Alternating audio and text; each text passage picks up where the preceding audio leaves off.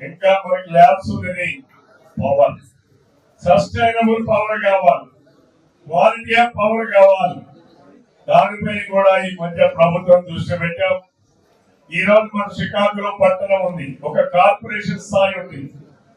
కానీ విజయనగరం శ్రీకాకుళం ఇంకా మేము క్వాలిటీ ఆఫ్ పవర్ లో కాస్త వెనకబడి ఉన్నామన్న సందేహం లేదు. అందుకే దానిపై కూడా చర్యలు తీసుకున్నాం. 133 kV సబ్ స్టేషన్ ఈరోజు శ్రీకాకుళం పట్టణంలో ఏర్పాటు చేయబోతున్నారు. అలాగే ఈ శ్రీకాకుళం జిల్లాలో 220 kV 400. నేను అధికారులతో మాట్లాడేటప్పుడు చెప్తాను, సార్ మీ జిల్లాలో లోడ్ లేదు సార్. నేను వారందరికీ ఒకటి అడిగాను, పిల్ల ముందా గుడ్డ ముందా అని అడిగాను. ఏది ముందని చెప్పాలి, పిల్ల ముందా గుడ్డి ముందా అని అడిగాను. మీరు లోడ్ లేదని చెప్పి ఈ రోజు మీరు క్వాలిటీ ఆఫ్ పవర్ ఇవ్వకపోతే పరిశ్రమలు రావు. పరిశ్రమలు రావాలంటే క్వాలిటీ ఆఫ్ పవర్ ఉండాలి.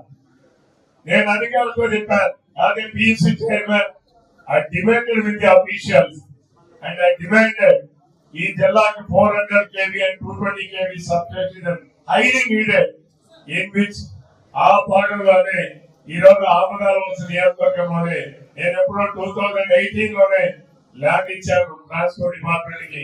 వాళ్ళు నెగ్లెక్ట్ చేశారు.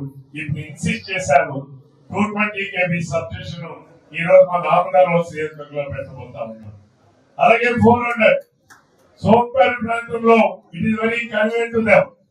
ఎందుకంటే రాబోయే మూలపేట కోర్టు ఇవన్నీ కూడా ఆ ప్రాంతం నుంచి ఉంటుంది.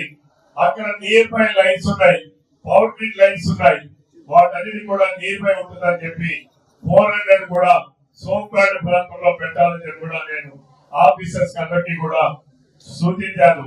అది కూడా తొందరగానే రాబోతుంది. అంటే ఈ జిల్లా we have best infrastructure in national highways, we have best infrastructure in ports, we have best infrastructure in Bhogapuram airport, and ఎక్కడ మన కేంద్ర విభాగీయ శాఖ మంత్రులు ఉన్నారు.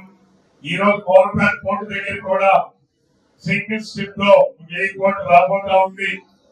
అంటే ఎయిర్పోర్ట్ ఉంది, హైవేస్ ఉన్నాయి, పవర్ ఇస్తున్నాం. క్వాలిటీ ఆఫ్ పవర్ ఇవ్వడానికి అవసరమైనటువంటి అన్ని చర్యలు తీసుకుంటున్నాం.